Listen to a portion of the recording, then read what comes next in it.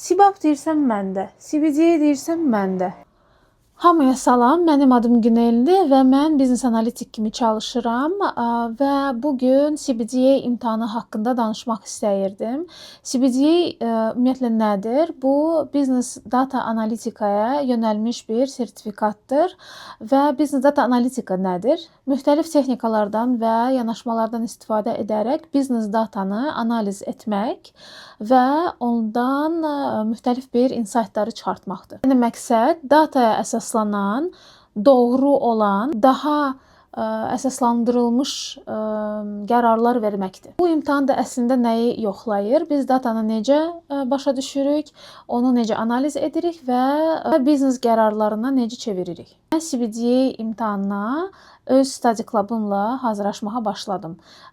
Bu ilin yanvarından və orada biz cəmi 4 nəfər idik. Mən, mənim rəfiqəm, onun kolleqası və Sibab klubundan, ilk Sibab klubundan bir tanıdığımız yoldaşımız idi və yanvar ayından artıq biz hazırlıqlara başladıq. Hər həftə görüşürdük, bir Knowledge Arena oxuyurduq. Burada da Sibabdakı kimidir. Bir Knowledge Arena oxuyub testləri işləyirdik. Müzakirələrdən sonra testləri işləyirdik və testləri biz Watermark-dan almışdıq yenə də. Amma Watermark-da suallar biraz zəifdir və sualların sayı da azdır. Yəni bank çox balacadır, suallar bankı çox balacadır. Ona görə biz Udemy-dən əlavə kurs aldıq. Bu Arxipovun kursudur. CBDA-dən keçmək üçün ən vacib şeylərdən biri BBOK-un strukturunu başa düşməkdir. Yenə də CBDA imtahanın öz qaydı da var, amma baza Business Analytics, Business Analitika bazası BBOK-dan gəlir və hətta bəzi texnikalar BBOK-da var, amma CBDA qaydında yoxdur. Əgər sizin Sibab-ınız varsa, CBDA sizə daha asan gələcək. Nələri bilmək lazımdır? Ümumiyyətlə, CBDA hazırlaşanda əlavə məlumatlar var ki, siz onları da bilməlisiniz. Qrafiklərin növləri: pie chart, bar chart, line chart, bullet chart, box plot və scatter plot məsəl üçün. Data analysis növləri: descriptive, diagnostic, predictive və prescriptive. Çox vacibdir. Statistikadan bəzi şeylər, mean, median, mode, sonra statistikadan gələn correlation, causation, bu terminlər. Data ilə iş, məsələn, samplingin növləri və BBOK-dan elicitation və collaboration və digər texnikalar da lazımdır burada. İmtahanın qiymətinə gəldikcə, imtahanın qiyməti $310-dır. Əgər siz membership alırsınızsa, onda $250 olacaq. Amma yenə də membershipin öz qiyməti $60 olduğu üçün qiymət yenə də eyni olur. $310 xərcləməlisiniz, əgər sizin membershipiniz hal-hazırda yoxdursa. Mənim membershipim var idi. Mən sadəcə $250 ödəyərək həmin imtahanı ala bildim.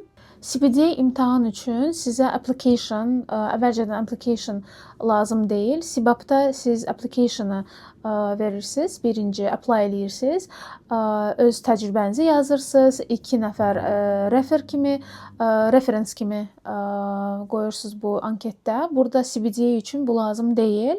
Birbaşa imtahanı ala bilərsiniz.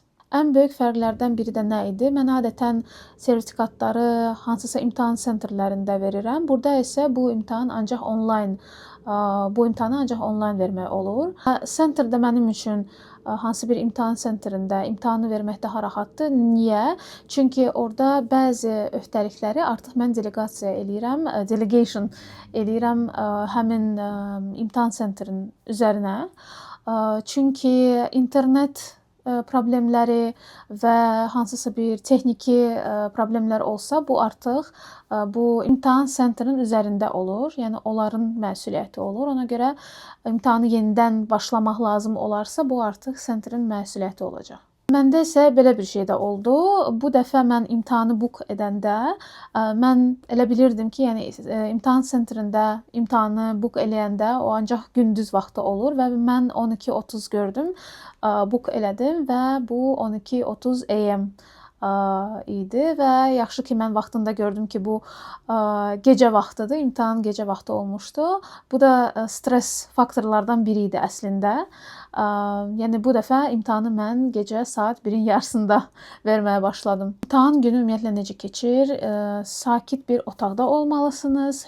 Otaqda heç kəs olmamalıdır və imtahandan qabaq hardasa bir 20-30 dəqiqə əvvəl qoşulsanız daha yaxşı olar. Çünki orada bir yoxlama prosesi gedir. İmtahana nəzarətçi qoşulur.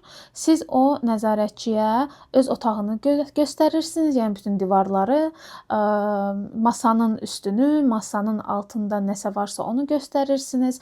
Sonra qulaqda nəsə varsa, əgər eynəkdə, yəni eynəyi də göstərirsiniz və beləliklə hardasa bu yoxlama hardasa 20 dəqiqə olur və ondan sonra imtahana başlaya bilərsiniz. İmtahan zamanı kamera açıq olmalıdır əlbəttə ki və imtahan nəzarətçi o sizi görür imtahan. Bir də siz öz pasportunu göstərməlisiniz və telefonunu göstərirsiniz. Ondan sonra telefonu uzağa qoyursunuz və hara qoydunuz onu da nəzarətçiyə göstərirsiniz və bundan sonra imtahan başlayır. İmtahanda 75 sual olur və imtahan üçün 2 saat verilir.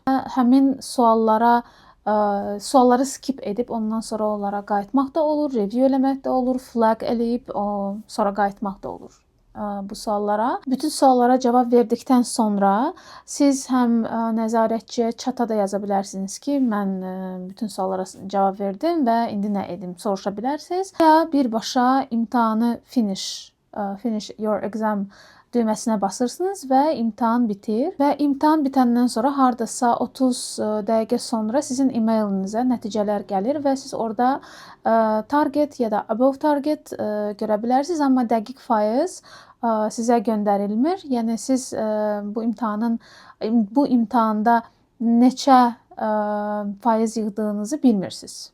Bu videoda ümumi olaraq CBDA nədir və ona necə hazırlaşmaq lazım olduğunu danışdım.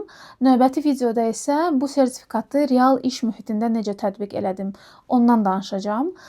Və əgər siz CBAP ya da CBDA düşünürsünüzsə, şərhlərə yaza bilərsiniz. Ümid edirəm ki, sizin üçün maraqlı oldu. Görüşənədək.